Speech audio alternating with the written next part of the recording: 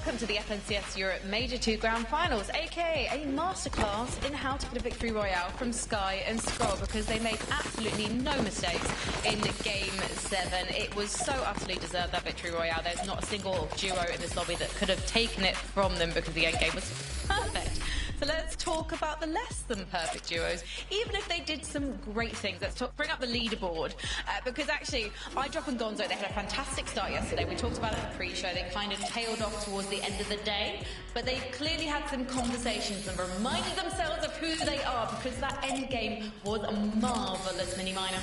Yeah, it definitely was. This is nice. This is good to see. This is exactly what we saw from them sort of at the beginning of yesterday as well. The way they were playing these end games, iDrop absolutely popping. Obviously, Gonzo with a bunch of eliminations as well. I must say the zone was favourable for them. So we spoke about it at the beginning of the day. Another North Pole for this first game of day 2. So it's good, I suppose, that they're making the most of these North Poles. Of course, you don't want to waste the times when you're getting zone. But I expect bigger things from these guys. I expect them to keep dominating as well. As I mentioned at the beginning to Carter, the only slight concern is that off-ball situation if teams come in, right? But still a great game.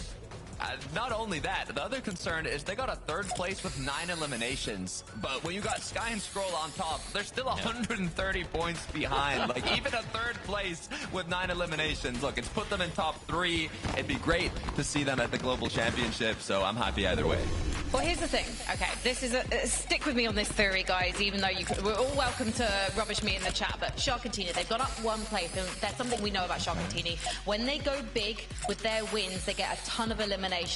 That Sky and Scroll win was nearly 100 points thereabouts. Sharkantini, they can go further when they get wins in terms of points. So we could see them become a threat to Sky and Scroll at some point if Sky and Scroll have some dodgy games. And the thing about Sharkantini in this game was we thought they maybe would go for height, but they had a bit of an issue needing some refreshes. They had to go for the lurk to Carter. Yeah, that's the tough part, right? We know how confidently they can pick up refreshes and eliminations, and the kind of win condition here for them was the overthrow high early, but as you see, when they went for that refresh after having no more materials to work with, Shark went down, Teeny was left alone, but it was still a great clutch up from Teeny. I think he got at least 1 or 2 eliminations and a very good placement, so can't be mad with that many. Oh, you can't be mad at all. This is much better from Sharkantini. These guys, they had a really rough day yesterday. They didn't actually manage a top 10 outside of their win in Game 6. So to see them start to get these more consistent placements, that's how you're really going to challenge for that first place. Sky and Scroll, they're not immune to a bad game. We saw it in Major 1 towards the last stage of the competition there. We saw it yesterday as well. They had, I think, 1 or 2 bad games yesterday. So they can take advantage of it, Sharkantini, as long as they keep these consistent games up. We don't need 25 bombs here in Grands. You just need to get top 5s consistently, and they can do that. Well, let's talk about one of the duos who is on the cusp of qualification for Belgium, because Cringe and Volko, the Fortnite gods, were smiling on them in that end game because they had probably the luckiest moving zone of all time to Carter. Yeah, well, I don't know if I'd call it luckiest, but they got a good pullback in the final moving there. And what's interesting about Cringe and Volko here is going into day 2, they were 25th on the leaderboard. But from that match, they've now pushed themselves right outside the cusp, qualifying to Globals in 18th. So if they can keep this pace up, it could be a very good day 2 for them. Yeah, they played this height really well. They held on to it perfectly. I was fully expecting Sharkantini to sort of look for a refresh and then go up, but real credits to these guys to actually just hold on to it so well. Really unfortunate there for Chris. But nice to see these guys actually coming up on top. And it's actually something we didn't really get to see too much of yesterday. It's a team that I'm excited about overall, but a team that probably now have to have their sights set on globals if they're going to have more games like that. Yeah. Well, let's talk about some of these other duos we're seeing here. Hari and Cammy, let's talk about what happened to them, if you don't mind, if it's not too painful a memory. They actually got surprise contested at the start of the game by a duo that actually surprised Con Thomas and Focus yesterday. Ignard and Quisky. I wonder if they're going to be trying to bother them again when we head into Game 2 mini minor. That's the difficulty. I mean, you know, we've seen how that Cammy split plays. They must have voted it as well. We've seen the landing on Thomas. They were poised to take Nebs and Nathan's drop spot at the beginning of the weekend as well. I guess those guys don't really know where they're going, but the fact they've found success now off spawn there, really worrying signs for Cammy. Yeah, it's tough. Another worry I have is Cringe and Twy, because they were incredibly dominant in yesterday's matches, and you know, they didn't do terribly. They made it to the end game, but it could have been a much better match for them. Yeah, it was the fellow UK duo, wasn't it? It was Nebs and Nathan, I think, one of those early game fights that took down Cringe, and Twy had to go get the reboot. And again, it's really unfortunate because it's you know, one of those games where you do get a decent zone for them up in the north side of the map, so they were able to make something or other of the game. One elimination, didn't quite make it into the placement points, I don't think. So really unfortunate for them. Ending yesterday with a bad game, starting today with a bad game. This is really going to test their mettle now. Well, let's see if they can find the adaptability they need in Game 8, because it's ready with Levin and Taco. This is a bit of a dangerous position, though, to see some of these teams in right now, Levin, because we are staring at Sky and Scroll with a crazy lead right now in first place position on the leaderboard. I mean, 135 points, I want to say, that separates them between first and second. So for Cringe and Twy, Hardy, Cammy, even Sharktini, all those teams kind of hovering around that top 5 area, they are really going to have to step it up another gear here if they have any intentions of trying to play catch up. But it's just so hard because how do you stop Sky and Scroll? It's not just the lead tackle points, it's the momentum they have. They're playing so well, it doesn't look like anything's going to stop them from continuing to play well. And I feel like I'm just repeating the things we were saying about them during Major 1. And we know how that one ended. And so let's see if anyone has the guts to contest in game number 8.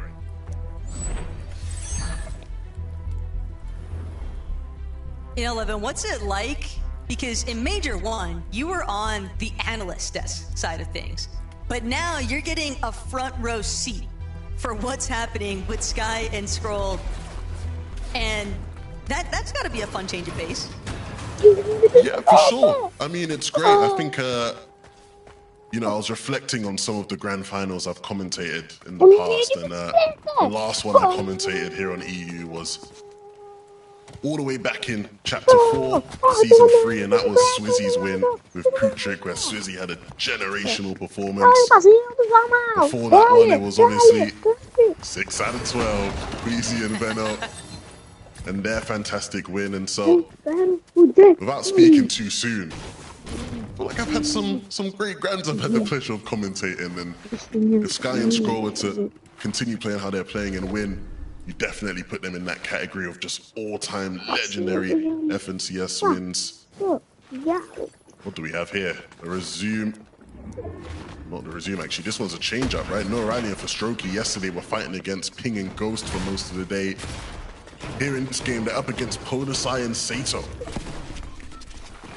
Just seems like for Strokey and Noah Riley, they will not be able to avoid having some form of Ospawn contestation taking place. And for Podosai and Sato, though, separate building controls.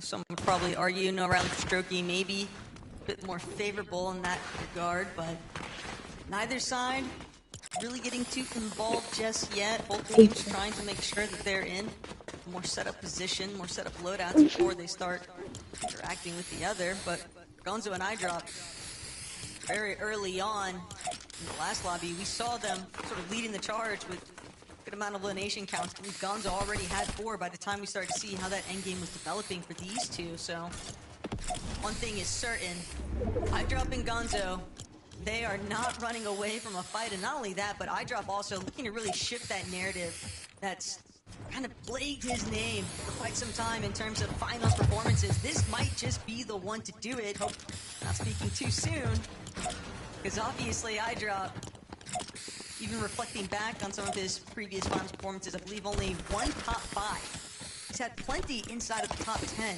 but it's just getting over that last hill that's really the priority. Look, Taco, if he doesn't do it this time, I don't think we can. You know, when Sky and Scroll playing as good as they are, you know. And that's the funny thing, you know, the best sort of highlighted it. Like, they had a good game, you know, but when you got a team that's just going to come through and win, it just makes it so tough. Sato and Podosai, I did see it in the feed, and you get to see the visuals here now as to what went down. Podosai and Sato win the fight, and to be fair, they were also landing and contesting here quite a fair amount in some of the games yesterday, so seemingly a continuation of that Osborne battle all the way at Cluster Coast. Surprise, surprise. Sky and Scroll based up in Frosted Flats. It's just so challenging for anyone to even want to remotely consider off-spawn fighting them because, again, Flashbacks Major 1, we saw the money hop, we saw the talent involved, and just how well they were able to defend their actual drop. And for Cringe and Twy fighting not too far away from where Scott and Scroll are at, but they've got to make sure they continue to hold their own up against the likes of Denyafuzo and Azat, who originally have been pawning Darmin Demish over at Sunken Shores. I'm willing to see if they can hedge their bets. A little bit more mid-map, but for Cringe and Twy, even throughout yesterday's competition, they were very vocal on socials about it, dealing with a bit of a contest at times, even before they're given spot in. Pain only continues to grow here for Cringe and Twy because they recognize the fact starting to make their way inwards. This fight getting a little bit more active than what they would have hoped for. They might be able to get the better end of things still. Might be able to potentially catch another one of these teams off guard, but poor sad about just all too close for comfort. I think as we start to look at what means what for who in this lobby, the win does start to become out of reach. It becomes a question of who will be our EU representatives at the Global Championship. Of course, here on our screens we are watching Big Cheeseburger Malabuga, who already has a spot secured after his summit win with Vico. Here at the bus stop, they're looking to try and make a play on Pink and Haris.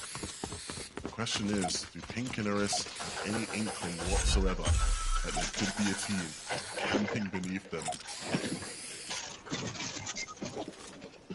Well, yesterday we did see Pink and Haris in a couple of exchanges with Vico and Malabuka, although arguably Malabuka and Vico benefiting a bit more from that, but still, even if they're not fully aware of this lurk that could potentially unfold, the fact of the matter is, Pink and Haris have certainly had to fight tooth and nail already, but it's still challenging them. Yeah, I don't think they have a clue. I don't think they... Like, I'm curious as to if they think right now that there is a chance that there could be a team, like, with the timings of, like, when they were scouting. Because they've been scouting around, right? And obviously they're actively looking. Yeah, Haris is looking down. I think maybe, even if they aren't sure there's a team beneath them, they're at least aware it's a possibility. And with that in mind, I do hope they look to clear their angles. And whenever it is they decide to leave the bus, they decide to... leave as safely as possible. Part of it's also just the way Ai, que bosta, mano. Those mountain faces. And the direction that they're staring, it's almost like they're expecting to see Vico or Malabuka. Ô, meu amigo entrou, Muco. Você quer jogar com ele? Também? Yeah, the fact that they haven't been able to actually scope it out fully. Vamos voltar pro lobby aqui, Muco. Their next step. Truly savage.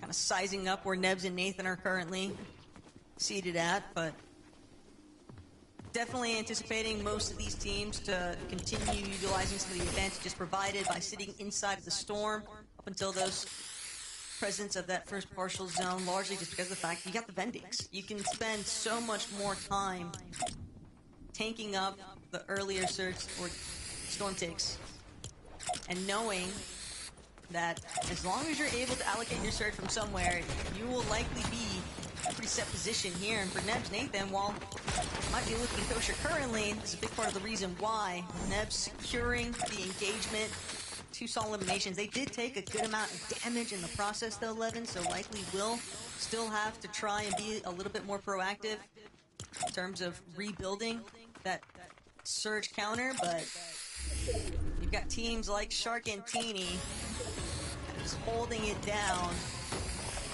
over by Calamari Canyon. It just makes map traversing all that more complicated. Yeah, the question I have for Sharkantini is, when is the big game coming? You know? They're almost similar.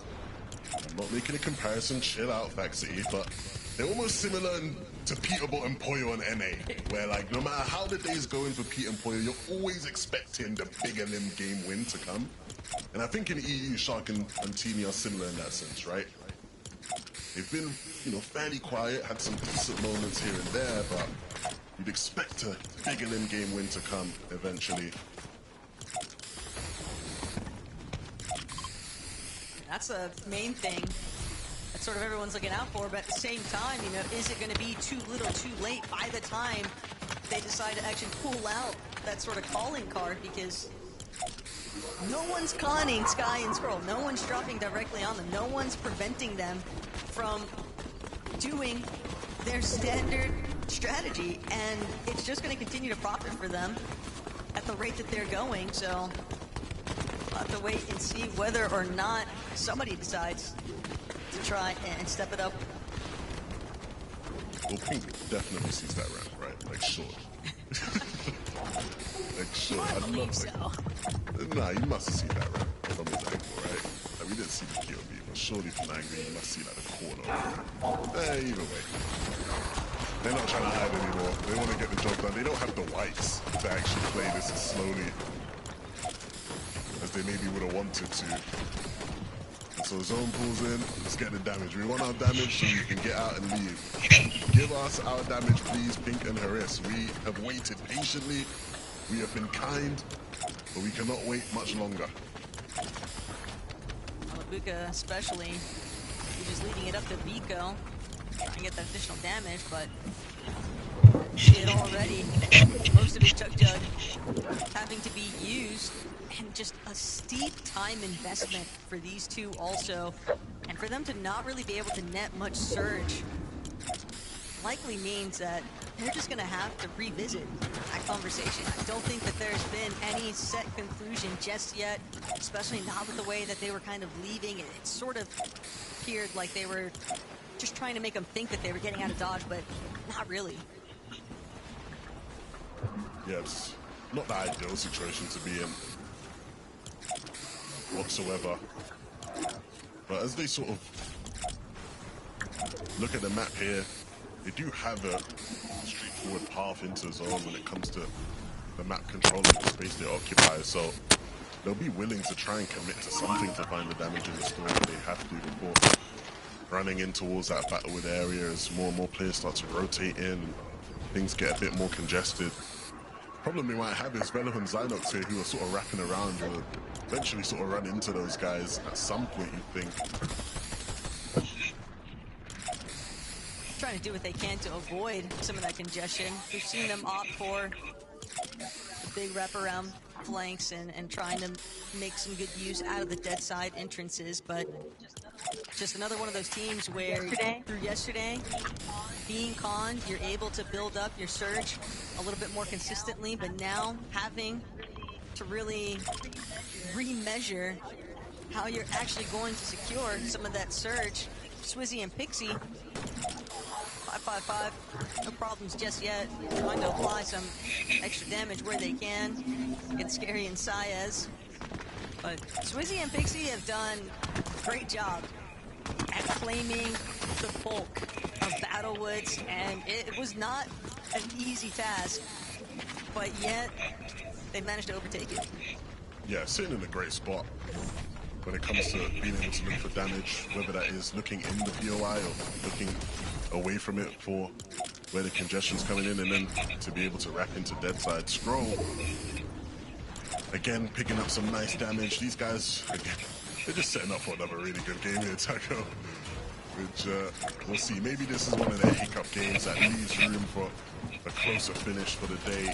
iDrop, unfortunately, going down here really starts to create issues when we talk about that race for a close competition. Gonzo's been impressive, but in this situation, there's not much he can do. From the pan straight to the fire, though. Runs away from Vico and Malabuka, but Pink and Haris waiting right in the wings. An early departure now for iDrop and Gonzo. Your Sky or Scroll, you've got to be cheesing right big now. time right now. Your Because one of immediate your competitors competitors now fully eliminated. It's just going to give them all the benefit. Trying to continue distancing that point gap. Review of how Haris and Pink got the job done here.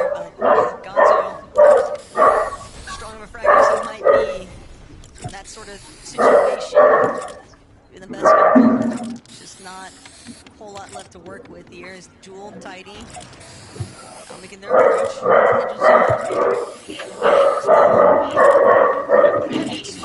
They've recognized the fact that Tidy's got a little bit of an advantage here against the likes of Print and Volko. And they don't push the bit. They want to ensure that they still have a fallback to where they feel a little bit more comfortable with the more secure. Because now their fingers inside the lobby, inside that edge zone, they'll look their way. And Jewel and Tidy losing a good chunk of their series. This is a big part of the reason, though, why Tidy was so adamant on trying to get that surge. Just looking dire currently. Almost 400 below. It's just going to continue getting worse. They've got med kits, but without shield, they're going to be forced to just try and dive straight into the box here, but Volko Cringe is just not budging. They fully realize this team is desperate, and that's just going to be a free refresh. And this is problematic, not just for them, but look at Twy and Cringe's situation. Again, we just watched iDrop and Gonzo, the third place team, fall. They have no chance to get points out of this game. Cringe and Twy look like they might be following suit. And now Twy will fall. Cringe doesn't have much to really respond with. But his surge situation means he just has to do something. And unfortunately, Taco, it looks like our first place team, Sky and Scroll, are going to get another opportunity to extend their lead here. And Cringe just playing out the medkit. Really no other options here. Having to find such immediate back-to-back elims, realistically, and it still might not even be enough damage. He is just well below on that surge threshold. A lot of materials, though. And I think the biggest problem for Cringe and Twy is obviously yesterday they were contested and they were winning a lot of those fights, and that early damage, it goes a long way. We always talk about the difficulties of being contested, but when you're a contested team who's just completely dominating the other team, you don't really often talk about how detrimental it is for you when that team then decides to leave, and now you have to re-establish and re-figure out what your early game strategy is going to be. And if you're a team who's in your situation where you're fighting for an FNCS championship for the first time and having to make day 2 adjustments, it's never the easiest spot to be in. And so I have empathy for them, and hopefully they can find the solutions in the next game. But unfortunately for Cringe and Twy, it won't be in this one. Could be a big come up though for Pink and Haris, as long as they don't get stuck dealing with Saez, because there was a lot of builds on Cringe's body. But yeah, that is just a very difficult reality for Cringe and Twy to face. A lot of people were questioning how are they going to fare with some of the pressure that day 2 tends to come with, and well, they'll still have lobby 9 to see if they can figure it out. Savage truly though, 209 below, so many teams just stuck trying to overcome some of these surge woes, and it's just not enough. Savage and Truly out of this one yet again. Ju not looking to be in all that better of a position either, despite being the sole survivor of that outcome. And Pink, Haris, despite things having been a bit promising for a moment, it's just so short-lived. Haris though doing a great job. Get some counter pressure, so Pink will be able to try and send himself forward. The overdrive is going to end up working against him. Teeny shooting him right out of the skies. Malabuka also in a similar fate. Might be looking to play for the revive here onto Vico, but they are just narrowly above that damage threshold. They don't have a lot in terms of rebuilding up their whites. And this is just going to be a very fickle spot now because a very healthy duo overhead. But Hari and Cammy, pressure's on. They're trying to see if they can overcome. They need a big pop-off performance here, Levin, if they want to continue trying to play catch-up. And we'll see whether or not these guys can mount a comeback. Shark and Teeny now remain the duo in this lobby with the best chance to try and catch up and make this a real race for Sky and Scroll. Unfortunately, in their pursuit of trying to catch up, they still have to deal with the fact that Sky and Scroll are in this lobby and still look healthy enough to mount a big point gain. Only real stumble so far for Sky and Scroll is that they haven't fully overtaken the front side just yet. Their material count waning enough that they know they're going to need to find a refresh. They want to reestablish that type of control that we saw to them in Game 7. Husky might be able to provide it. Granted, he's looking to block off his walls efficiently. Doesn't want to be that 3v component for Sky and Scroll. Pixie, Swizzy also trying to break their way through, but they lose track of what's taking place behind them, eating a lot of damage in the process of trying to break their way through this front side of zone. But Shark and Teeny, Midro and Tweg in a world of hurting right now as these two look to collapse. They want to challenge for the high ground. So far, it looks rather successful. Shark and Teeny have eaten the bulk of the damage here, but at the same time, they've managed to elevate, and that's the real winning component. Yeah, and Twek and Midro's position was untenable. They weren't in a spot to fight after they looked to try and split height, and now the drop down will be their demise. Unfortunately for Cammy, he's the one that has to face him, and he loses Hari along the way. And that just again continues to open the pathway for a big game here as Sky and Scroll look to hunt him down. Out of all the duos possible to encounter inside of that building, the fact that it would be Sky and Scroll is a tough break here. But Cammy, still standing, still kicking, trying to make something work here. Swizzy, Pixie, very similar notes. Swizzy hoping that he can get an opportunity to heal, but they are picking up a lot of leftovers along the way, and Cammy just can't break through all these pre-existing builds working against him. He'll get caught, take it out. But Sky Scroll, this is probably the weakest that we've seen them look in this game so far, Levin. This might be the opportunity now. Shark, Teeny, your time to shine. And they need to make sure that they really show out here, because Swizzy, Pixie might be able to give them a run for their money. All they need is a little bit more builds from that frontside position. Sky recognizes the fact Pablo's been taken out. Counter elimination here, but Thomas roughing around. All these players stuck inside of the water, and it's just too much. Sky can't actually break through. Shark and Teeny now in the driving seat. We wanted to see Sky and Scroll tested, and now the rest of the lobby has to watch as Shark and Teeny mount to come back. Swizzy and Pixie, they do not want us to forget their names in this competition, but they have to try and find real control of this low ground. They have one side to themselves, but they need to find a refresh to match it. Teeny will drop down in an attempt to try and find some limbs along with Shark. We said we wanted to see the big game from them, and it might just be now. They have to close out the rest of these limbs. Every point counts for these two in this competition, and they don't want to throw away the win, but they need to get aggressive, and Pixie will go down. Swizzy will follow. TV is insane. Can they find the rest? Turtle will go up, but Shark will shut him down. These guys cannot be overlooked. Shark and Teeny with a 10 elimination game. Nah, that was nasty from Teeny, though. The way that he just 180 whipped straight to taking those shots. I mean, Swizzy Pixie, they did their best. Same for us and Turtle, but only so much left to be done. I want to hear more of a breakdown, though, from the desk. Thanks, guys. We were saying Shark and Teeny, it's not impossible for them to catch up on Sky and Scroll, but to do it, they need to have big games, and they just delivered one mini minor.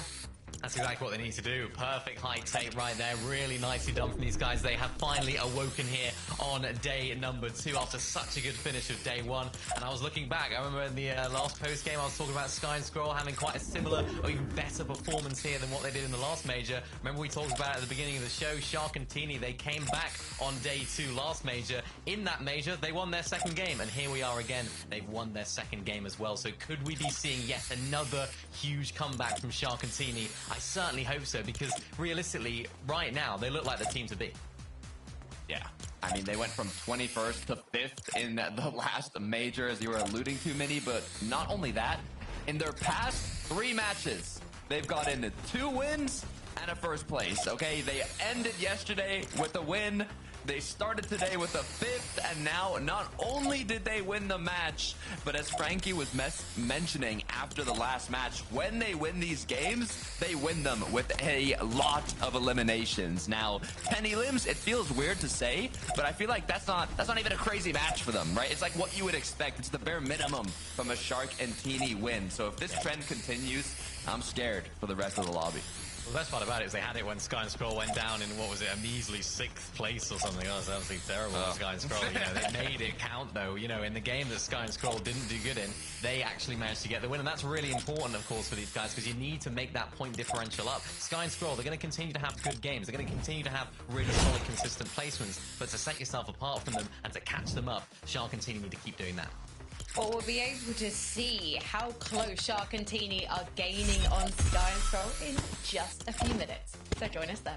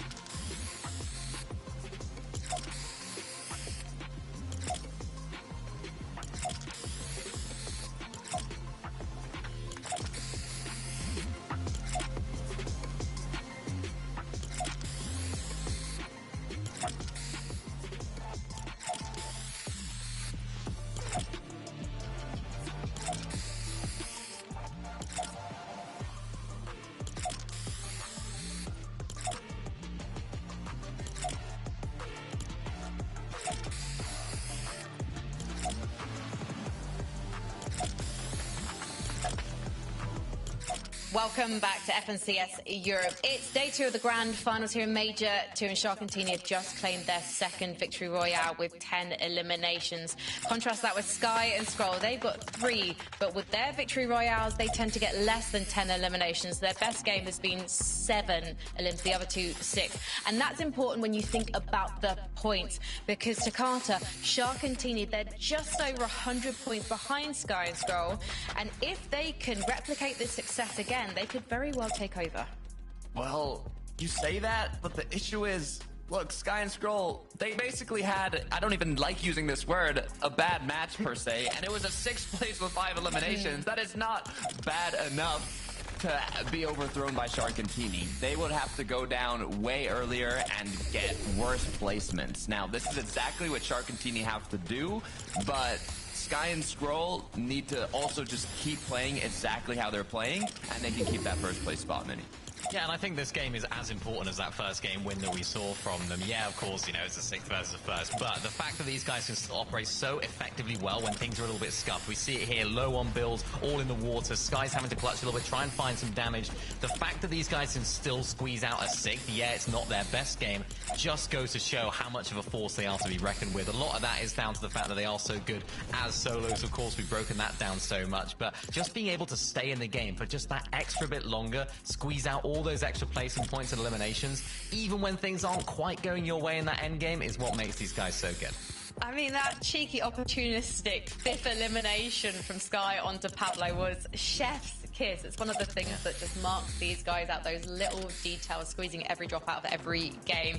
Let's talk, though, about Swizzy and Pixie, my favorite day 2 team. They didn't have a bad start yesterday, but now we're starting to see them play their game. And it's interesting to me because in the past I associate these guys with whoever they were playing with being high ground kings, but the low ground is where we're seeing them on repeat, Mini-Miner.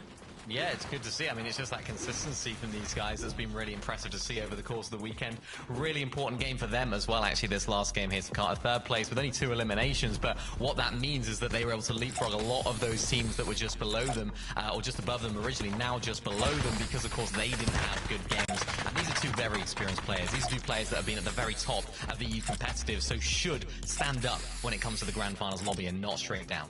Yeah, they're waking up. They got 31st to finish the day yesterday. Then today they started with a 13th. It wasn't looking incredible, but after that 3rd place, let's hope that they can keep that momentum going forwards.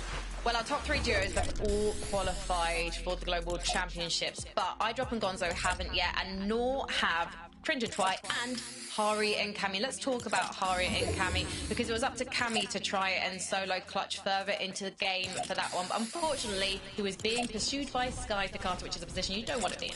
Yeah, definitely not. But to be fair, it's a lot better than being contested off spawn and going down in 48th place, like in the first game of today. So they got 12th.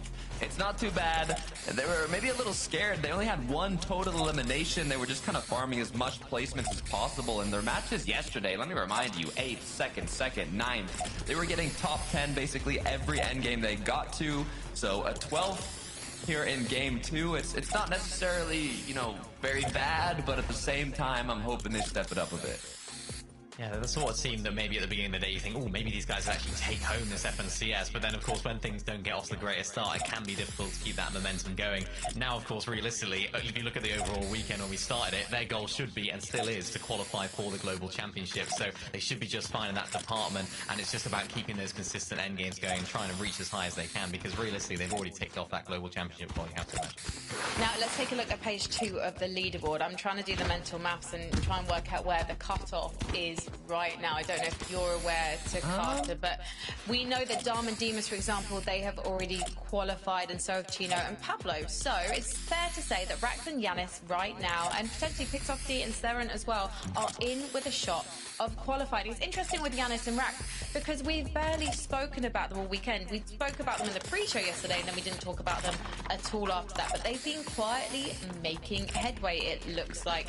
Do we think that this is just a case of trying to adjust to the lobby, Mini-Miner? Do you think we're going to see more from this duo? Because we'd expect to, because of what we saw in the heat. Oh, definitely. These guys were really, really good in heats. Of course, they're growing into the weekend, I think, as well. I think the way they started was okay, not amazing. They just need a little bit of that confidence, especially when you're playing with a player like Rax. Maybe just needs that little bit of a boost of confidence. They had one good game yesterday, I think it was, that was really solid. The rest have just been pretty average to Carter, but that's what I was talking about at the beginning of the day today. It's like you don't need every single game to be really good. You just need a few sort of diamonds in the rough, if you like, to push yourself up the leaderboard. So the cutoff is actually that 16th place spot. There was 5 global qualified duos in the top yesterday, and now there's 7. So it's kind of moving up and up. Mr. Savage and Truly actually are 1 point off being the cutoff of qualifying to globals. So we'll see if Rax and Yanis can keep it up. They're in 12th, so they're actually pretty comfortably there right now. But for the duos below them, it's going to be a bit nerve-wracking. Yeah, I was expecting a better performance from them on day one. I actually put them in my own top 5 predictions just because I believe in the power of the experience and the young fragger. So let's see if they can at least qualify for Antwerp. And let's see if Savage and Truly can also have a stronger game. Pablo and Tuno is an interesting one for us as well because actually they started so strongly in game 1 yesterday. They're another duo that kind of can get by without you noticing them. And then when they have a big game, you really stand up and go, oh yeah, this team Takata can play Fortnite. They can. This is a duo that's more than capable of winning the whole competition, but they really just had a devastating start yesterday after their second place. They kicked it off with the top 2, but then it was 49th, 49th, 50th, 33rd. Many, it just started going downhill, but at least they've started things off a bit stronger today, but I think we're almost ready for the next game, Frankie. We are, so let's see if they can do even stronger in game number 9. It's a really interesting factor, though, that Takata is bringing up here, Levin, and that's knowing that 7 out of 9 already global certified teams are currently sitting inside that top 14 portion of the leaderboard. So that little bit of an extension trickling down to now top 16. And probably everyone in this lobby hoping that Versailles and Scary, Chap and Flixie, they also wind up in that top half because it just makes it all the easier. So let's see what happens here in game 9.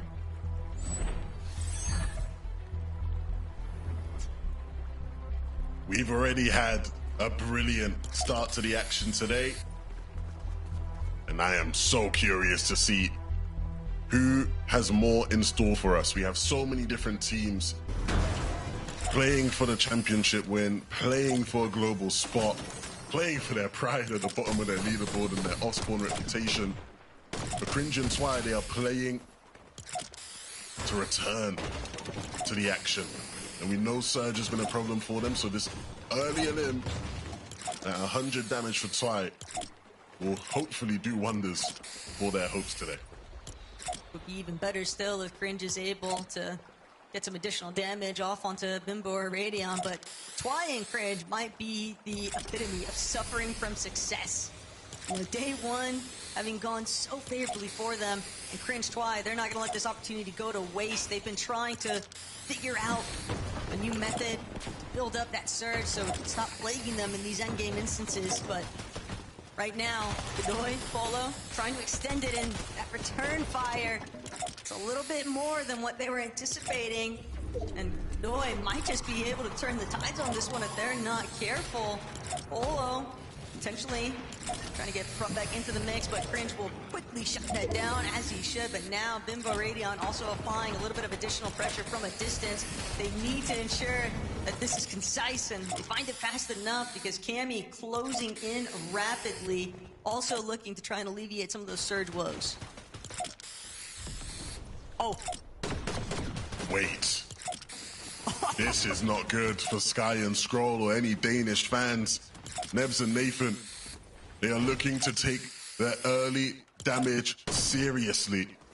And they've set their sights on Sky and Scroll. A ruffle or a hurdle that they have to overcome now in their early game strategy.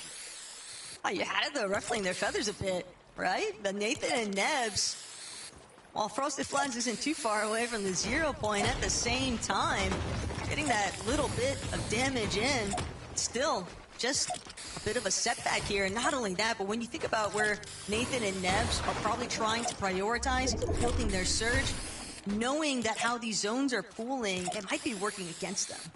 And that's something to keep an eye out for. Nathan and Nebs in this game didn't, you know, get a knock and start fighting them. But if they're going to continue to look for opportunities to get damage onto Sky and Scroll, if Sky and Scroll aren't careful, there may be a game where Nebs with his crazy aim hits a crazy beam and all of a sudden you're one man down and it completely derails your game plan. We'll see if even that little engagement was enough to frustrate their plan, just enough to where Shark and Teeny can continue to try and come back and close the gap. And it's scary to think about too, because for Shark and Teeny, when you see them throwing up games where they're netting over 100 points per lobby, that victory royale is just sort of looming over the heads right now of Sky and Scroll, because while it looks like it's still a pretty monumental gap between first and second. Fact of the matter is, we know that Sharkantini can put up the numbers to match the pace, and for Cringe and Twy now cycling right back. We know that they had a lot of success in the early off spawns yesterday, but they've got to try and make up for some of that damage they ate. They're dealing with Godoy and Polo. Yakuza Aza, Bimbo Radion, though, just further complicating things. You want to look for a clear angle, but it's tough because you know that there's third parties at play here, and you don't want to get sandwiched in the process. Not at all. You have to fight carefully with the consideration of their surge struggles would mean that they maybe are just a bit more desperate for the damage now, rather than wanting to deal with things later on. Sometimes that over-eagerness can just catch you out a little bit. Can't forget about Chap and Flixie, who also seem to just be steadily closing in here. Managed to avoid any sort of attention, but Bimbo and Radion, they'll probably be some of the first to be alerted. Chap and Flixie decide to get a little bit closer still, but with the way that Cringe and Twy are currently split from each other, Lev, this could go really bad or really well in a heartbeat, because one big shot to open things up would mean great collapse there out of each other's counterpart. But for Danny Puzo and Azat playing hip to hip, they might have the advantage too, just playing those defensive metrics. Yanis and Rax, that is not the kind of bounce back that you'd be aiming for in day two. Tough scenes across the board. Rax might have some ops in the production team, man. That was a rough one. You hear Rax in the replay, you think it's going to be elimination, right? Look, there's a lot of people who might be watching Guns for the first time. Rax is a great player. Rax is one of the most talented players in this lobby. That is not the best he has to offer, but unfortunately, that is what he had to show in this case. For Yanis, though, he will have to do his best to get Rax back in the game, so hopefully he can start to provide some more highlights for us. It's just even tougher still to think about, because they were sitting in that 12th place position just inside of the cusp of where they want to be.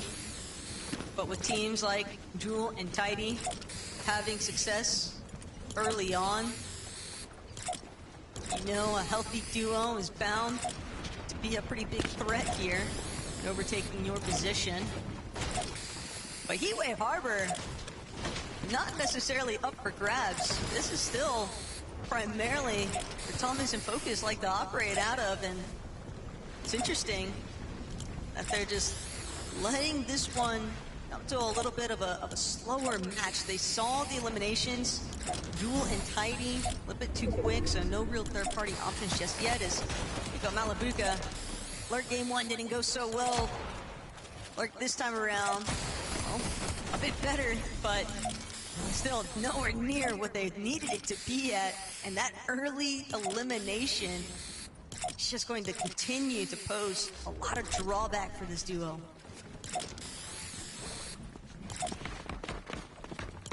Cammy and Hari, a team who I think their performances surprised a lot of people yesterday, but I think showcasing a lot of what has made both of these players so great throughout their careers. Thomas and Focus, I think, are yet to show us their greatness. Two players who have all the talent to be competing for FNCS titles, but are yet to really push themselves into that type of standing. Still can't count them out just yet, though. We know that with the way a lot of these zones have been going, it's kind of worked against them.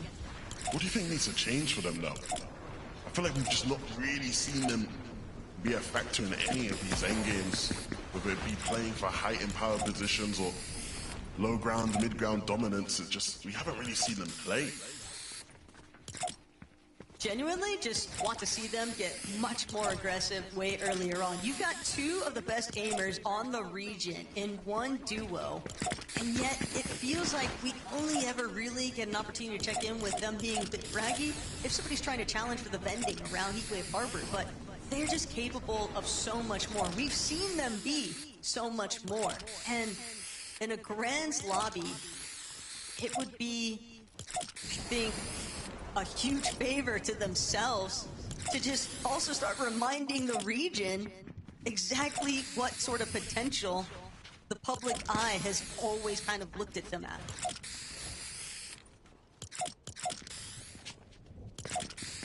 So we saw Nebs and Nathan taking shots towards Sky and Scroll, and we wondered, will it affect them much? Seemingly, not so much for now.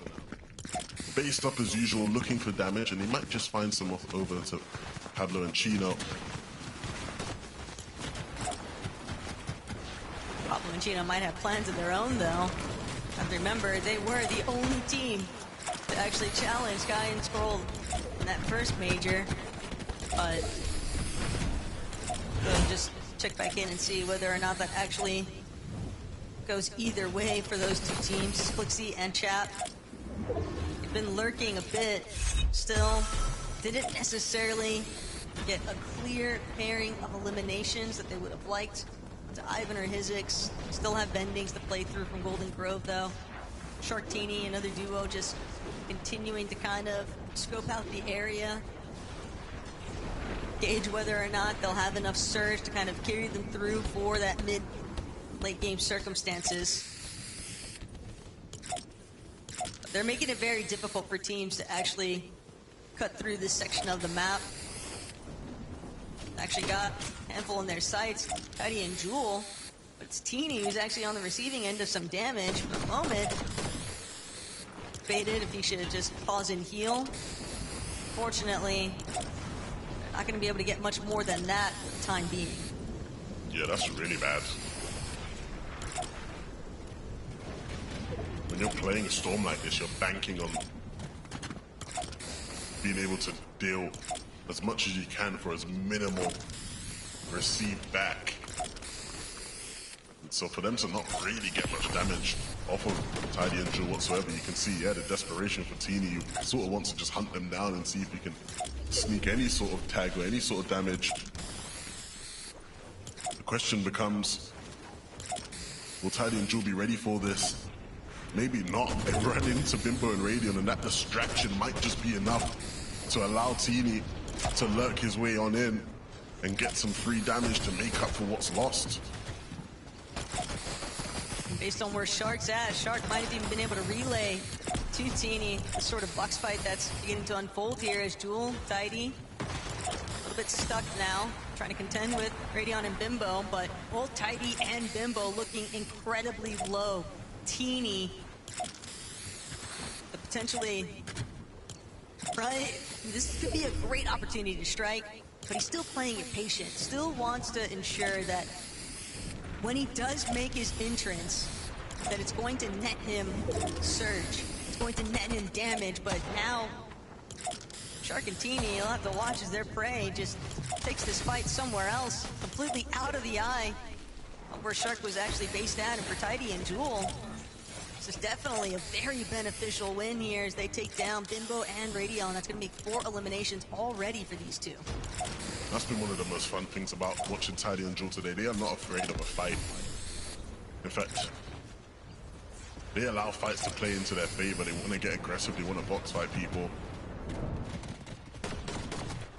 Truly, and Mr. Savage just allowing this competition to maybe slip through their fingers just a bit. Day 1 was certainly a good start. Win to start the day and finished in top 10. A great performance, a great spot to be in. And today was just about continuing more of the same. Unfortunately, not quite there yet, but still plenty of games to get back into rhythm. Savage and Truly also taking note of some of the players trying to make make their way back down, touching solid ground. Minori not going to get the chance, will be dropped here, but the nature of this lobby for day 2, everyone seems to be playing at a much slower pace in comparison to how day 1 sort of panned out, and part of the reason why we see so many teams struggling for their surge. Initially, everyone had kind of been a lot more willing, I think, to sort of duke things out off spawn, but today's competition, it's all about who can play the Storm the best, not get tagged up on their way towards the edge of zone here. But Yanis Rex, they need a recovery point, especially after that early mistake. And if there's ever a time to do it, it would certainly be right now. Only 18 above on the damage threshold, and material count not exactly where it needs to be. They want to pose further threat here. And yeah, just like that, Surge starting to work against them. They only need a little bit. Not a lot, but even then, no one really providing them much of an opportunity here.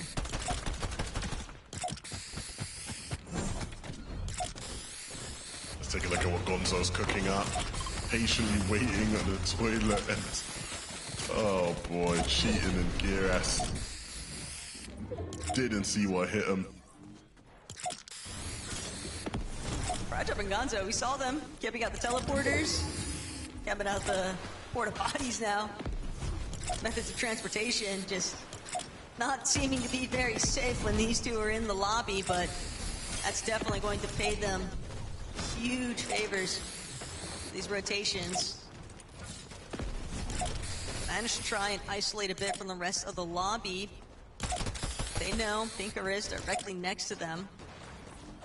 Ethan Nebs also just underneath the bridge face. Sky and Scroll could be in a world of hurting here. It all depends on just how far Savage and Truly actually want to take this, but Savage doesn't have the luxury of deciding. He just needs to start getting active alongside his duo, Truly. They are currently below on the surge threshold, and neither of them has any form of shield. They're going to have to depend on body loot to make up the difference here. Hellfire and Winther. It's not going to be an easy battle for them to overtake. Savage and Truly instead reconsidering just when they want to try and pounce here. Sky and Scroll, no stoppage whatsoever. They were in some trouble. They managed to bail themselves right back out. What a game it would be if, after witnessing Sharkentini win with 10 eliminations and start to at least encourage people and give them hope that this will be a close competition of some sort, if they were to just come through and just win this game and completely shut up that whole narrative, Truly and Mr. Savage unfortunately go down, and once more we'll have to hit the drawing board. Interesting shot right now, though. The way that everyone's trying to scale up the elevation. Hydrop and Gonzo just trailing behind where Sky and Scroll were at. Teeny and Shark, though, they'll have the best seat in the house currently.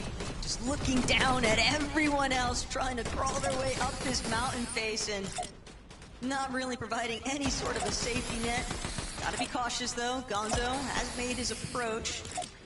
Largely just wanted the positioning, but Sky and Scroll, only that one elimination so far. And Nebs and Nathan kind of playing a bit of spoiler early on. The surge is seemingly a problem right now for these two. But look at their positioning. They have access to dead side and they're able to just walk through. Look at all the congestion on the right of the zone. And Sky and Scroll, the only duo in the lobby on the left. Look at all the time they have to work with. They don't have to block off the angles. They don't have to do anything. There's nobody around to cause them issues. I always talk about how these guys, it just feels like whenever you watch them, they have more time than the rest of the lobby to play with. And this is a perfect showcase of that here. And in such a great position here on dead side, they can look to refarm, maximize their materials as they move into this endgame, where once again it will be the same script. Dominate frontside low ground, wipe out the solos, and win the game. And while it's true that they did have more time than most, the build count still not looking the healthiest, though, to completely lock down that frontside position. It all depends on how much material was actually expended from so many other teams that had to actually work their way through that congestion on the mountain face. So surely ample teams still working with scraps here, but Scroll takes a big chunk out of his shield count. As now Shark and Teeny close in on Focus. It's a very solid elimination for these two to pick up, and they are still perched in a good spot. Potentially try and challenge for a height if they don't already have the best control of it so far, but Sky, Scroll, they need a refresh as Frosty and Josh, though, really making them work for it. Scroll has taken a bit of a beating here, but Sky immediately alleviating all of that pressure. A little bit of siphon materials, too, going to go a long way for these two as they manage to circumvent the focus and pressure out of the congested areas in the lobby. They are ultimate low, and no one is anywhere near them. Yeah, and look, who holds high ground? Asa and Turtle, they came second in the last game. They are a team that desperately is trying to force a comeback into a global championship qualifying position. Cammy, unfortunately, will get dropped. There is no room for error in this one. Teeny and Shark know that, though. And so they look to continue their aggression, use the momentum they have. It's just so hard to tell, though, where these players are going to start dropping in on you from. Everyone just swooping in at the final second because of how heavily this elevation just shifts at a moment's notice here. But Teeny and Shark still doing a great job controlling the flow of the lobby for the most part, even with Asa and Turtle overhead. As long as they can avoid their direct view, they can still lock down this middle layer of front side. But Sky and Scroll, they'll definitely be a duo to try and size up to later on. Good chop right now out of Teeny and Shark. But Asa, Turtle, even with them dropping, it's now just going to be the open entry point that Shark and Teeny were waiting for. These two currently on the high ground, but they are going to need more if they want to try and hold on to it. They don't have a whole lot of builds up there as Sky and Scroll just continue to make their presence known on the low ground. Yeah, some more players on this layer that they need to deal with. They found their refresh when they needed it before. Can they do it again? You'd have to think the answer will be yes. The zone starts to pull towards the north. It gives them a bit more time to try to force this fight onto Electris. And the pressure will continue, but eventually you have to move. No materials left for Scroll. And Sky will have to drop what he has to offer. And again, for a second, they will just find a bit of breathing room, a bit of space to set up for that next fight. But look at the angle. Sky knows it. High ground is looking directly at them, but they need the refreshes, and they're going to manifest them every single time here, it seems. Sky and Scroll now just tearing through anyone who dares come